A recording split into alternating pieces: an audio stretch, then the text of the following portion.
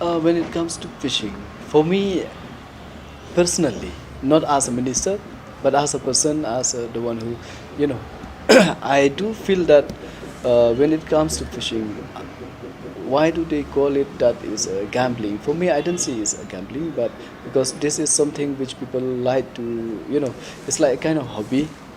But now people start doing that, what they call it, they include it in that lucky draw and all. Because of that, otherwise fishing is one hobby where people, most of the, even from the old people said they used to like doing this. I mean, go for fishing and all, fresh the mind, and then instead of sitting idle at home, do something. But still, when it comes to gambling, I cannot say it has to be as per the act. So if that include in the act, so we have to obey and follow that.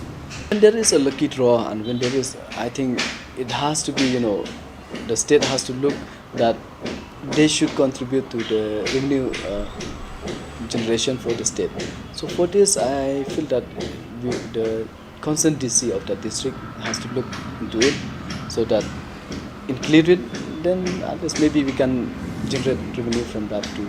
Because whenever people are doing something, like this lucky draw and all, they are earning, so they should not mind paying uh, to the state government too, so that whatever they are doing, it should be legally can be done. So I feel you're right. We should take care of that as well.